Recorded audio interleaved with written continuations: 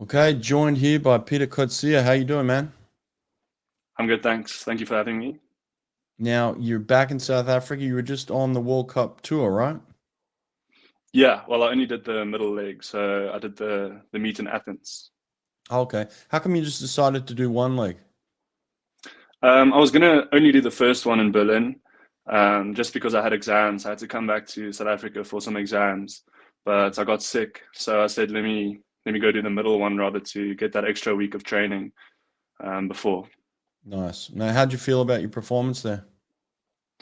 Yeah, it was good. I think it started off very well with the 200 because that Hmm. was, I think, the second fastest I've ever been in the 200 back. So it started off Yep. pretty well, and then the 50, I had a bit of a slip on the start, so I wasn't too happy with that. Mm. And the body was pretty tired when I got to the last day for the 100 for some reason. I think we were just in tough training, and there was no taper or anything like that. Mm. So I think the body was just feeling it a bit.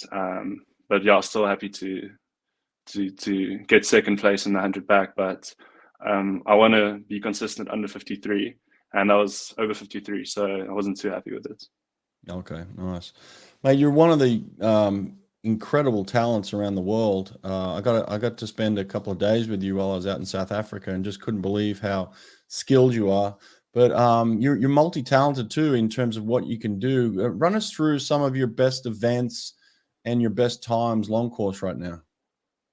Yeah, so obviously the backstroke events is my best on my best events. Yeah. So my 50 back long course is a 24.36, Oh, 100 is a 52.7, and 200 is a 156.0. And then I also like swimming the 53, which is a weird one because I train for 200 backstroke, so I do mostly mid distance, but I do enjoy doing a 53 every now and then, like at nationals or whatever. yeah. So my PB there is a 22.1. My 100 free, I haven't gone under 49, so I think I'm like 49.0. Mm.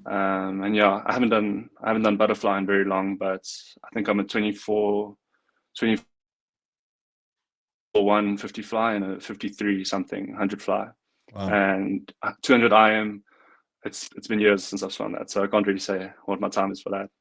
Now, is a 200 IM something that you're spending a bit more focus on now, or are you going to avoid that event?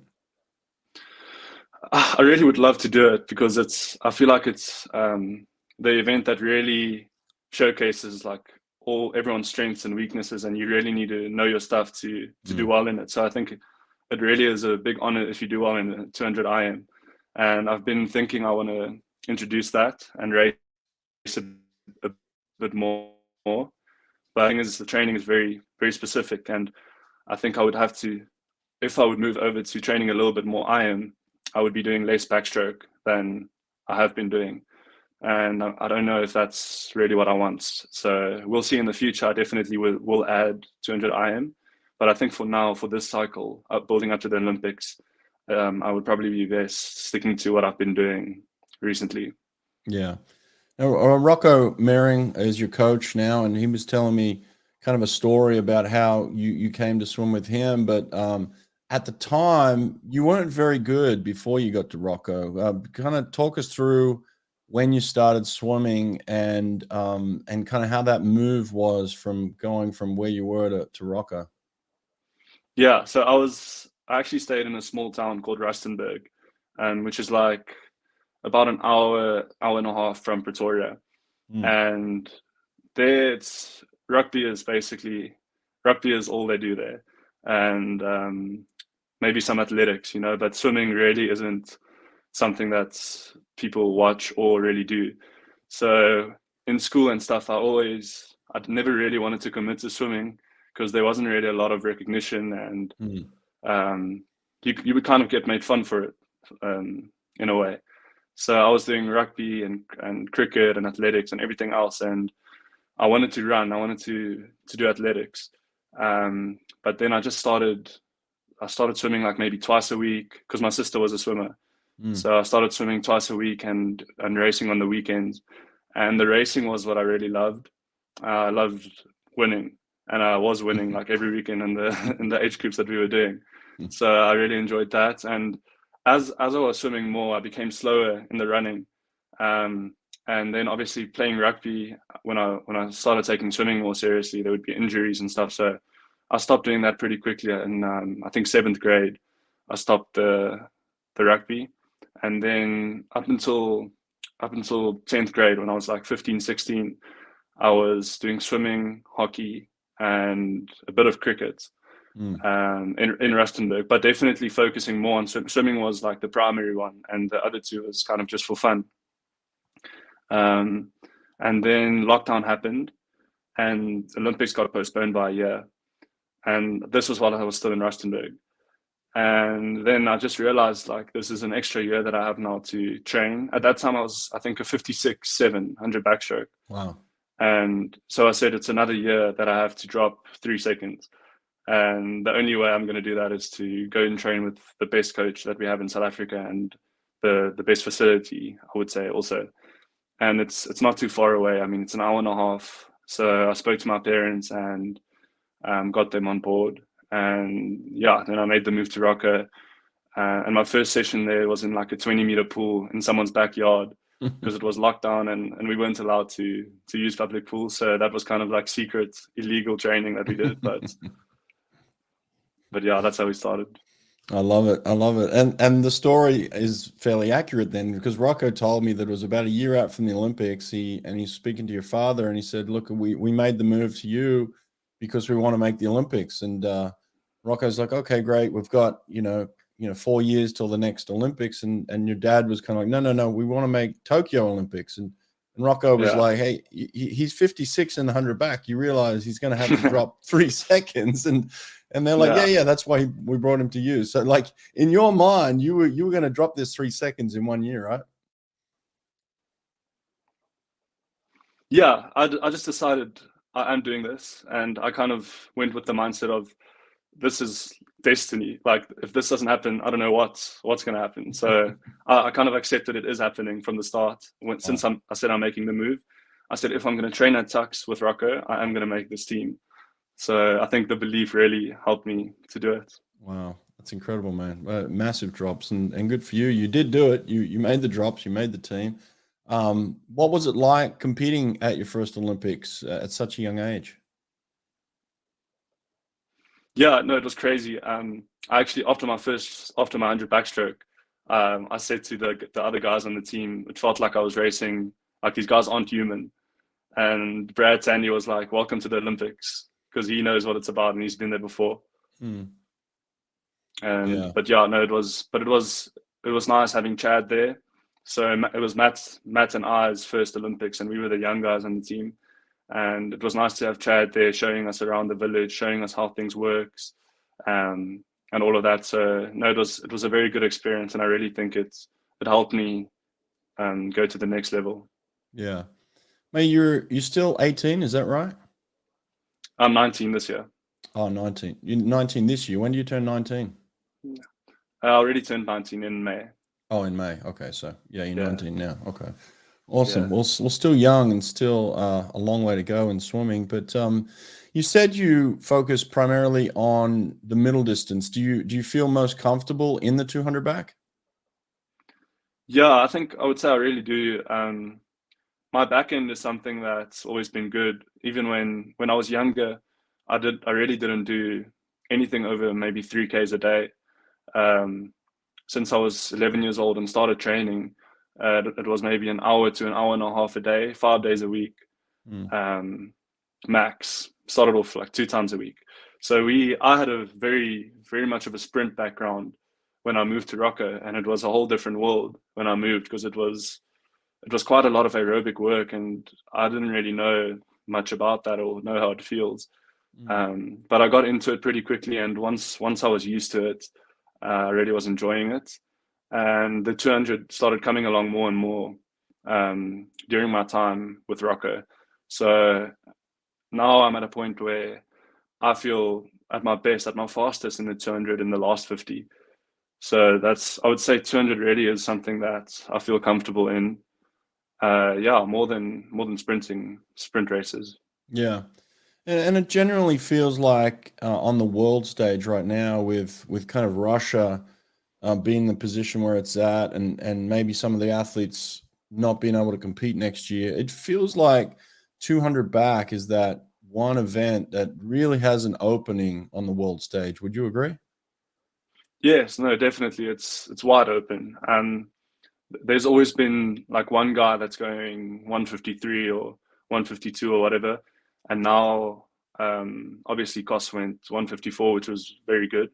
Um, but behind that, it's a whole lot of 154s, fives, and sixes, Mm. and yeah, it's just about who's going to take the next step and go way faster than that.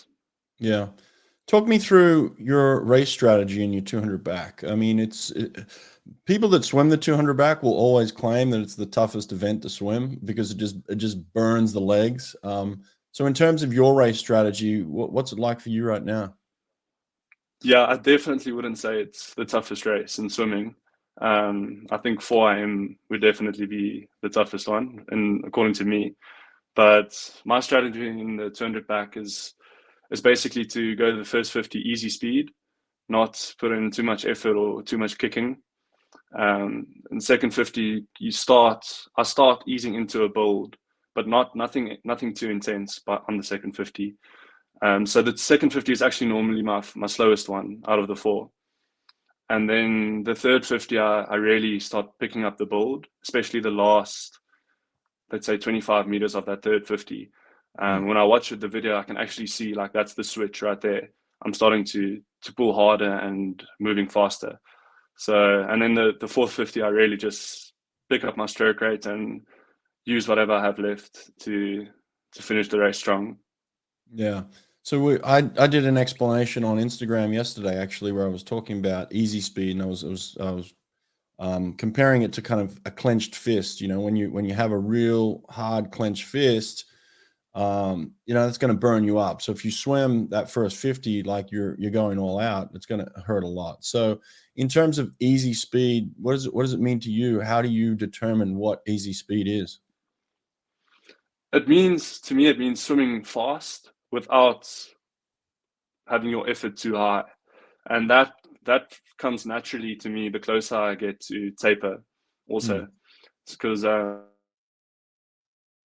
think when your body's a bit more rested and you just feel more light in the water, mm. you can get that easy speed um, by just doing. Your body knows what to do and getting into your stroke, and but not putting in basically any effort on the first 50. It's just coming naturally, but still going at the speed you want to go and having the speed. Mm. Now, listen, you're a young guy with a lot of talent who's now working hard and got great coaching now. But the thing you're probably lacking now is just experience. You've just gone off to the World Cups to get some more experience, but it's difficult being in South Africa to race against the best guys consistently. So when you do get a chance to put yourself up next to them, how do you feel now? Like obviously in Tokyo a few years ago, you probably felt like an imposter maybe a little bit. But now, do you see yourself as one of the best swimmers in the world?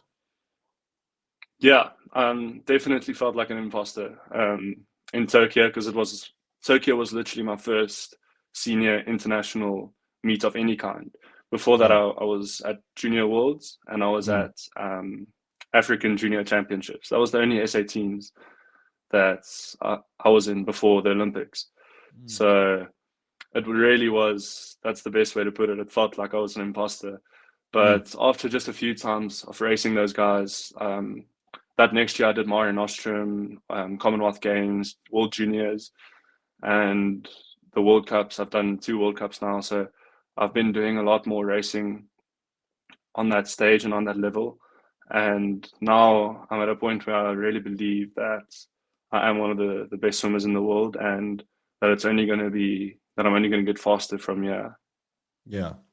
You've had that experience too of looking at an Olympics and saying, okay, I've got a year to drop 3 seconds. Now you're in a position where it's you're probably not saying the same thing, but you're obviously looking to drop time and improve and make changes to get better. So what are you looking at now in this preparation for Paris in order to kind of get on the podium in terms of where you are right now? Yeah, I would say I did look at like the the people who will be competing for the medals, so far from what we know. And I have the times that I need to be going by that time next year in Paris. So I've got them written down, and I've spoken to Rocco about it, and so I know what I want to do. And now I'm not really thinking about that too much. I'm just thinking about what I need to do to get there on every single day. The daily routine, instead of thinking of the day will actually happen. So I think underwaters is something that I'll be working on a lot. And other than that, I think just working hard in the gym, working hard in the pool, making the small changes that I need to, and yeah, hopefully we can get there by next year. Yeah. You're lucky too. You've got a group of really talented, hardworking swimmers around you. I mean, Tatiana Schoenmaker is the Olympic champion, defending Olympic champion in the 200 breast. So it's like, what's it like having someone like that around in your training group every day? Someone that has reached the pinnacle. What do you learn from someone like her? Yeah, no, I think it was amazing for every single one of the swimmers in our squad. When Tatiana got that goal in the world record and just the whole Olympic performance, because before that, I think people may have been thinking we can't do that from here. They've got better facilities overseas. They've got things we don't have.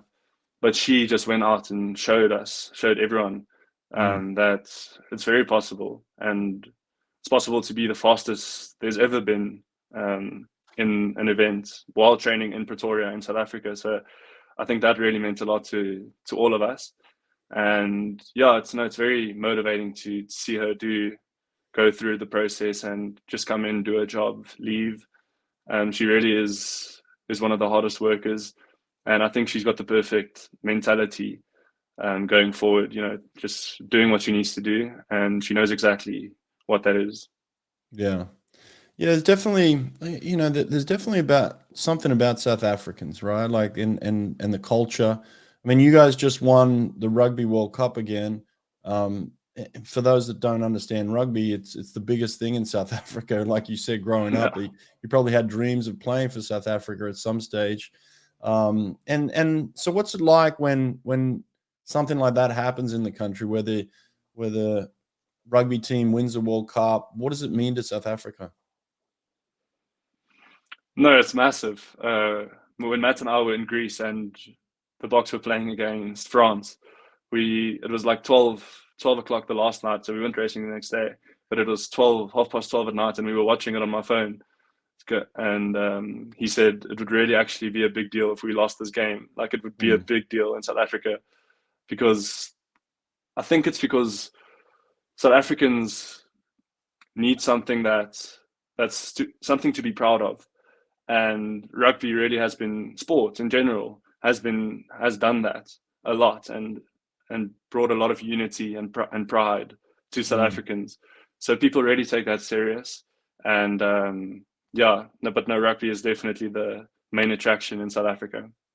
Yeah, it does. It does seem like, even when I was down there, it seemed like there's still some division within the country, and I think what rugby does is it continues to bring people together. When you look at what the rugby team has done and the way that they've assembled that team and the people in that team, it feels like a unified country is going out there to play rugby, right? 100%. Yeah, no, I think but also the team is kind of like a good representation and a good example to the whole of South Africa, because it just shows what's possible when there is unity and no more division.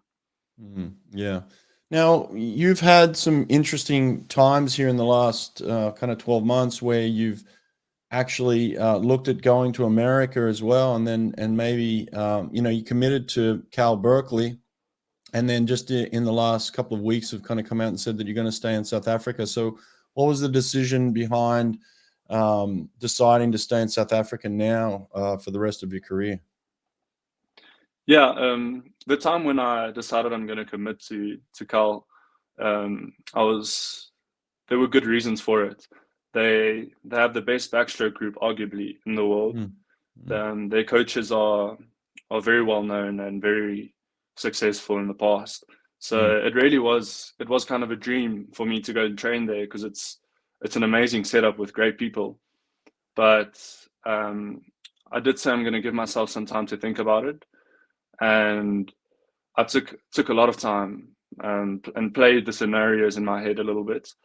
And the main thing for me was I feel like I have a lot of freedom in South Africa, in the sense of I've got a car, I've got my own place to stay, and I love the people. Yeah, I've got a great coach, I've got a great facility where I can train, and just my whole support system is here. And I wouldn't want to change something that's working. So I felt like it would be too big of a change and kind of a gamble. Where staying here, I think I can really use what I have here to my advantage, while still being home, because this is my home, and I really would miss South Africa if I left. So Yeah. I'm very glad to be staying here in the amazing weather and great people that we have in South Africa. Yeah, all good decisions, and it sounds like you've thoroughly thought that through really well.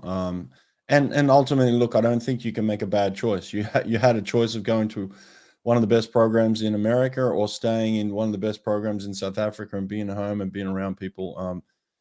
So I think ultimately you did what was best for you, which is great. And now you can kind of put that behind you and focus on the Olympics.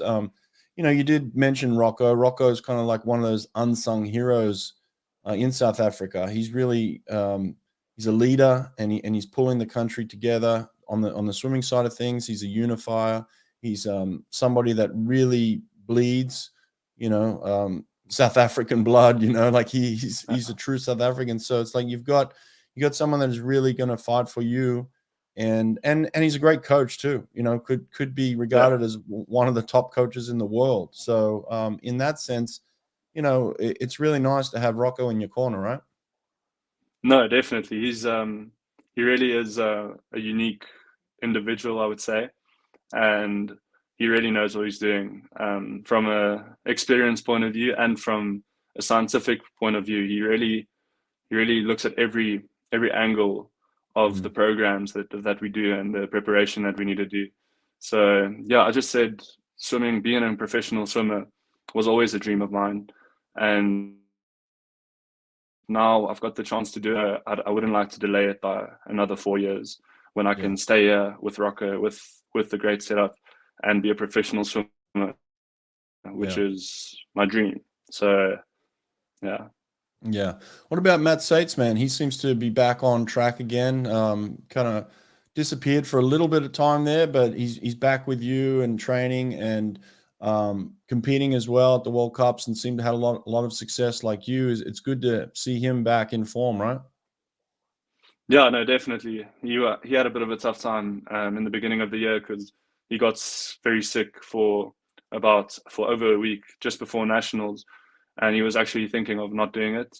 But yeah, so I mean, there wasn't really a lot of expectations going into that time period, but he was very consistent in training, and I think he's the guy that trains the hardest that I've ever seen.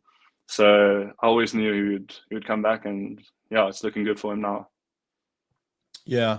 Well, what does it mean to you to train hard? Like when you come to practice every day and you're thinking about getting better, what are the things you're thinking about before you get in the water, and then maybe once you're in the water that other people can learn from? I think it's mainly effort. I don't really like looking at times too much, because times are going to fluctuate every day, and you're going to have good days and bad days. So I think no matter how you feel on the day or how recovered you are or whatever, if you put in the effort that's enough, that you see as enough every day, then you're doing well. Yeah. What about Yeah. in terms of the things that may be lacking in South Africa, or things that are tough or difficult, or maybe a struggle? What are those things that you've identified that you feel like you need to get better at in terms of what's helping you become the best athlete you can be?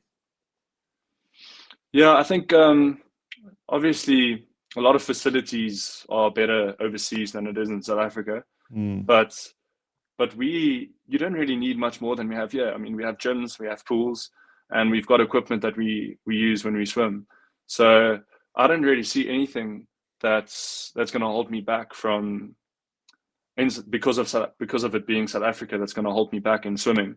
So I know it's just things that I need to do, like maybe do extra underwaters after every practice, or just working on my weaknesses, doing some backstroke starts and turns. So yeah, I wouldn't say there's anything really standing in the way, and it's just a personal decision. Now, what about the 100 backstroke? How much time and energy are you putting into that right now? I think I would say that's and the 200 is kind of on the same level of my focus. The two Olympic Mm. events. The 50 is just for fun when we race it. So it's 100 backstroke and 200 backstroke is my main focus, and that's what I'm looking at, and that's what's the times that I have in my mind. I need to flip in this time and be back in this time in order to swim this time in the 100 back. So yeah, it's in training, I kind of train for 200 and come down to 100 a little bit. But in the past, what I have done is, if I really want to target the 100 at a meet, for about 2 or 3 weeks before the meet, I switch over to the sprint. So then I'm kind of like a hybrid between mid and sprint, and I do the mid sessions when it's aerobic, and for the main sets that's like, let's say, back end or front end speed, then I'll join the sprint group to really target the 100 back. Nice, nice. You like beating up on those sprinters with that extra endurance you got. That's good. I like that. Yeah. Yeah. What I was going to say here, in terms of weaknesses for you, do you say, do you have any weaknesses per se, like in terms of balancing your stroke, right? Like, so are you better at kicking or pulling, or are you good at both? I'd say kicking is a weakness and pulling is my strength. Just because kicking has always been, I don't know, when we do kicking in training, or let's say 50s fast kick, I feel like I'm not on the level that I am when we do pulling or swimming. So I think that's something that I've been working on, that I need to improve. And with that comes underwater kicking. So kicking and underwater kicking is kind of a weakness that I need to be working on. Yeah. And you're one of the young new generation. You guys kind of swim in times that people your age would never really think of swimming, but you're just at that level where it's crazy fast. So, like, do you look at the world records and think to yourself that those are really doable within the next few years? Oh, 100%. Yeah, definitely. It's a goal and a dream to break a world record. And I do think it's possible to break the records. One that is a bit tougher than the others is the 200 backstroke, which is a 151.9. So that's one that I've identified that's going to be a little bit tougher, but I would still say it's definitely doable. And it's something that is a goal and a dream of mine. Yeah, awesome, man. What is the next kind of period of time in terms of between now and Olympic trials? What do you got on the books? Yeah, so I think in December will be our next big meet, which is World's Trials for next year. Are you going to And go? Are you going to go then to Doha? I'm planning to, yes. Okay. Yeah, so that will be the trials for that. And then I think we've got national championships in January as well. So that'll be December and January. And then obviously world champs will be in Feb. And then I think we got Olympic trials in April. Okay. So we'll do Olympic trials in April, and then hopefully make the Olympic team, and probably then the next meet would be the Olympics. Is there a situation in South Africa where if you do a time, let's say at the World Championships, let's say you win the world title, for instance, and you hit a time, would that time count for an Olympic qualification? I believe so, yes. In the past, I think if you swim the time and you win at nationals, I think that's the main thing. You have to win at nationals in the final, and no one else has a time faster than yours, then you make the team. but I'm not 100% sure of the rules. I've always just said swim it in the final at trials. Make sure that you're on the team. So, but I'm sure I've seen some people make the teams in different ways. So I think there is other ways to make it also. Yeah.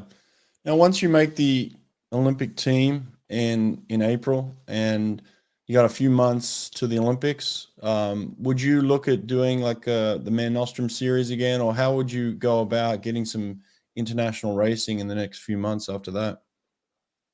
Yeah, I think I haven't really looked at that so far because it's too big. I think three big domestic Mm, competitions that we'll be doing. mm. So I don't know if that will be enough racing for me, or if I should go do some more, like you said, the Mare Nostrum or whatever they may be. But I think when it comes to that, I'll just have to talk to Rocco and we'll make a decision. But yeah, maybe not. We don't know yet. Yeah. Just for those that are interested, run us through your weekly schedule right now from Monday through the end of the week. What's a training cycle look like for you per week? Yeah, so Monday morning and afternoon is a swim session. Tuesday is a gym in the morning, swim in the afternoon. Wednesday is another double swim. Thursday is gym in the morning, swim in the afternoon. Friday is a double swim, and Saturday is just a single swim session. Right. And do you have workouts in particular where you know, all right, this is the workout where we're really going to get after it. We're going to do 200 pace. We're going to do lactate set. Do you know that in advance? Yeah, so we all on a WhatsApp group, several WhatsApp groups with Rocco. Rocco is the admin, and it's different groups. So there's a mid group, a sprint group, and a distance group, and there's Mm, even a hybrid group. So you see all the sets before you get to the pool, so you know what to expect and what you're going to be doing. And yeah, I'd say the main ones is like the lactate sets. For the block that we're in now, it's a lot of lactate sets and a lot of back end work. So those are the two that you really know you're going to be pushing and training, and that's what you're going to be targeting. And then other than that, it's the mornings are quite a lot of aerobic type of work. yeah. Okay. Awesome, man. Well, listen, appreciate you taking some time out. I know it's getting late there in South Africa, so I appreciate Mm. this, man. Just an incredible talent and someone super exciting to watch. And um, I think there's so much kind of potential there for you. I mean, I think that the 200 backstrokes and the 100 backstrokes we know about, but there's still so much potential, like you said, in that 100 freestyle, possibly even a 200 IM in the future. So, yeah, it's going to be exciting to see the way your career progresses, man. But good luck with everything. Okay, Thank you very much, and thank you for having me. And if you don't mind, can I end it off on a riddle? please. So, what's 6'5", dashing, and disappears in an instant? I don't know. What is it?